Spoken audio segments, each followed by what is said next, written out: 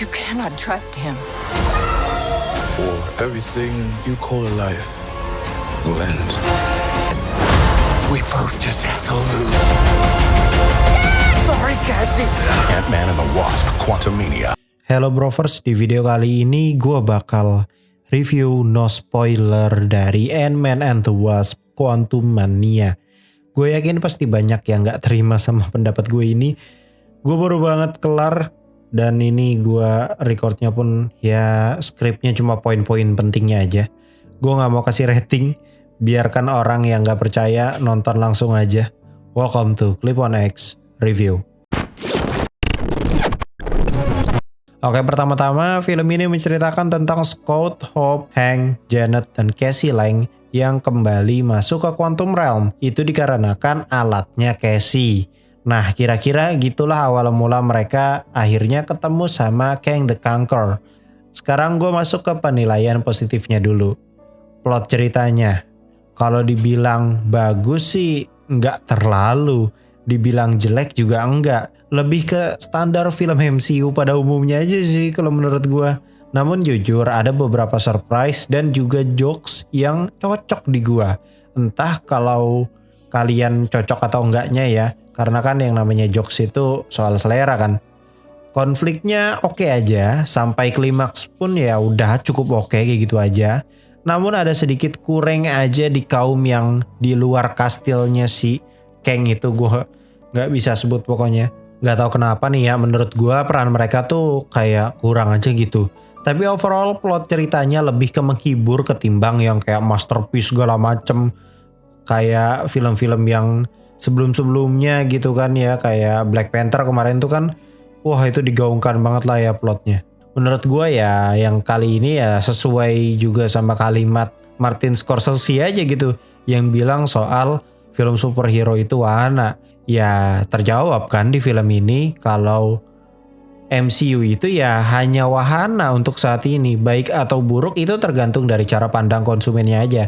Kalau lu lagi stres, butuh hiburan ya ini cocok gitu. Tapi kalau lu berharap mendapat cinema experience kelas Oscar gitu ya, tentu aja ini bukan film yang tepat cuy. Dengan durasi 2 jam menurut gue cukup aja sih, gak kepanjangan, gak kependekan juga. Awalnya gue ngira film ini bakal kerasa bentar banget gitu ya, kayak Multiverse of Madness. Tapi ternyata enggak kok, pas aja gitu karena konflik yang terjadi juga gak seberat itu. Bahkan menurut gue cukup ringan untuk film Phase 5 yang katanya bakal fokus banget ke persoalan multiverse. Nah menurut gue plot yang disajikan di film ini ya karena ringan, guanya jadi kok ragu gitu dengan PS5. Gini deh perbandingannya, sama plot Shang-Chi dulu deh yang ringan juga. Tapi gue lebih milih Shang-Chi cuy kalau misalkan ini disandingkan gitu. Di sini plotnya tuh benar-benar standar aja gitu. Oh ya, Ant-Man itu kan biasanya emang ada ciri khas dari adaptasi fisika kuantum kan. Tapi di sini nggak banyak ternyata cuy kayak di film-film pertama ataupun kedua. Karena lagi-lagi film ini sebenarnya cuma dijadiin pintu aja untuk memperkenalkan sosok villain Multiverse Saga yaitu Kang the Conqueror. Menurut gua Jeff Loveness selaku penulis ceritanya udah cukup kok membuat film ini layak dinikmati. Gua nggak mau menilai sinematografi di film ini jujur ya. Karena sebenarnya sinematografi di film ini ya aman aja gitu. For your information aja nih ya. Sinematografi di film-film MCU tuh udah template guys. Jadi udah standarnya kayak gitu aja. Gua nggak wah banget, nggak jelek juga. Kemudian scoring musiknya menurut gua ada beberapa titik mereka tuh kayak kurang pas menata letak scoring musiknya aja gitu. Padahal lantunan scoringnya tuh bagus. Ini menurut gue ya tetap positif aja ya karena tetap seru dinikmatin. Apalagi scoring kalau ada Kang-nya tuh seketika aura ngejokes dari si Scott Lang-nya itu kayak hilang aja gitu. Mode seriusnya itu sebenarnya pas ada Kang-nya aja sih. Untuk performa aktor semuanya ya so-so aja sih, nggak jelek, nggak bagus juga. Namun gue sangat apresiasi Jonathan Majors yang stand out banget aktingnya di film ini. Bener-bener di film ini tuh doi lumayan totalitas meranin Kang. Untuk Casey sendiri gue lebih kejatuh hatinya sama visualnya cuy ternyata. Visualnya Casey Lang sumpah gile. Oke banget cuy. Apalagi kalau lu lihat nih ya, gue kan tadi nontonnya ini ya, fokus banget gitu ya. Kalau gue perhatiin, mukanya Catherine Newton ini kayak Amber Heard anjir. Cuman ini versi baby face aja. Performa dari si Paul Rudd-nya ini juga nggak usah ditanya lagi. Doi itu kayak punya persona sendiri untuk film yang dia bintangin. Mirip-mirip kayak Ryan Reynolds gitu ya. Dia improvisasinya keren lah. Sekarang sudah cukup nih ya positif-positifnya, kita masuk ke negatifnya nih ya. Yang paling gue kritisi banget karena ini bertentangan dengan apa yang diucapkan pada pihak Marvel sebelumnya, di mana mereka bilang kalau PS5 akan lebih pecah lagi, bakal lebih goks lagi, dan lebih kompleks lagi. Anjir lah. Begitu gue nonton film ini gue ngerasa makin gak yakin malah sama PS5 mau kemana.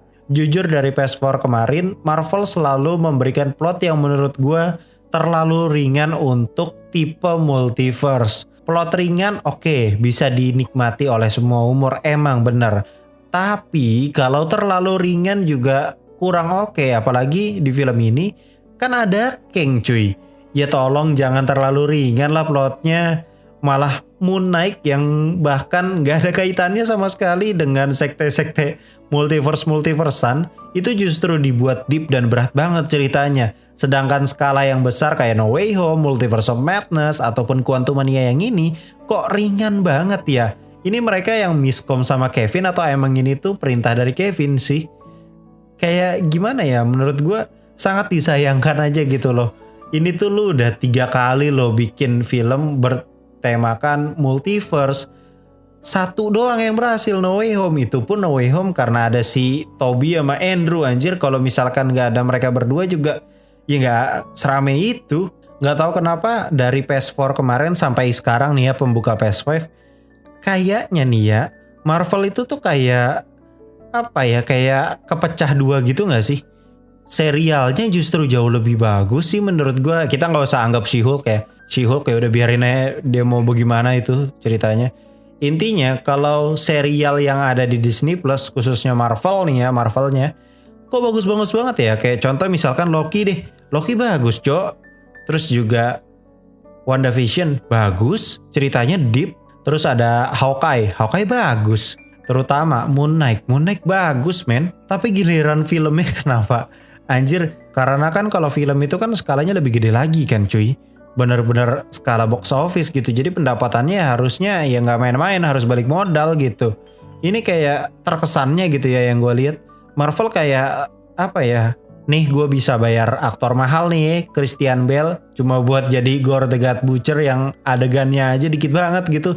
Anjir, kayak menurut gue banyak hal yang dilakukan Marvel jadi terkesan kayak terlalu menghamburkan uang, entah itu menghamburkan dari segi ngambil aktor dan lain sebagainya. Menurut gue jujur ini kayaknya kesalahan besar Marvel deh. Oke lanjut, hal berikutnya yang sangat-sangat mengganjal di film ini adalah visual effect dan juga green screen-nya yang luar biasa kelihatan banget. Kira gue bakal ada perbaikan sedikit gitu dari PS4 yang hancur banget cuy VFX-nya dan green screen-nya tuh nggak taunya ternyata di sini nggak ada bedanya cuy. Malah terkesan green screen di film ini tuh malah jauh lebih ketara ketimbang Black Panther kemarin cuy. Untuk post creditnya akan gue bahas secara terpisah videonya ya. Intinya satu mid credit scene berkaitan dengan Kang. After creditnya itu adegan Loki season 2 yang merupakan promo ya sebenarnya jatuhnya itu mah kalau kayak gitu. Satu-satunya yang bersinar di film ini hanyalah acting dari Jonathan Majors sama debutnya Casey Lang yang masih bisa dinikmati banget. Sisanya plotnya hanya sekedar hiburan yang didramatisir sedikit aja gitu. Oh ya, Kang yang di sini bukan Kang yang bakal dilawan sama Avengers ya ternyata. Bakal ada Kang yang lain lagi. Waduh anjing spoiler atau mah. Nah film ini sebenarnya cuman buat ngasih tahu doang kalau Kang tuh kayak begini loh. Next bakal ada ya varian-varian yang lebih gila lagi katanya sih begitu. Aduh ini sumpah gue ngefans banget sama Jeff Loveness anjir. Jadi begini anjir si Jeff Loveness kunaon sih ya. Menurut gue pribadi sih ini ya kudu diberesin dari internal Marvel Studio-nya sih. Karena kalau nggak diberesin ya udah siap-siap aja bakal kesalip sama James Gunn yang udah rapih bikin plan 10 tahun ke depan. Apalagi konsep multiverse serta paradoks yang nanti diberikan pada film The Flash itu lebih masuk akal kayaknya ya, dan lebih aman lagi. Sudah waktunya sih menurut gua Marvel Studio ini tuh sadar bahwa singgasananya itu nggak bisa bertahan lama kalau dia masih melakukan kesalahan yang sama terus menerus.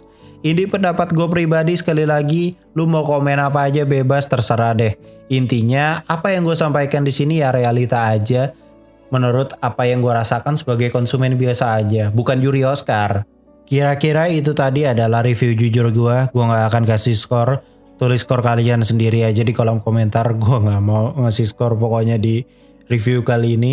Intinya kalau misalkan ditanya ini menghibur atau enggak, ya ini menghibur. Sesuai dengan kata-katanya Martin Scorsese bahwa film superhero itu ya lebih ke wahana sih sebenarnya memang. Untuk orang yang mungkin lu capek kerja gitu, pulang kerja kan, kayak misalkan lu capek-capek gitu kan habis pulang kerja, lu datang ke bioskop, masa iya lu nontonnya Inception, Interstellar, ya kagak mungkin kan. Pasti lu nontonnya film-film yang kayak begini yang untuk ngehibur, balikin mood, ya gak sih?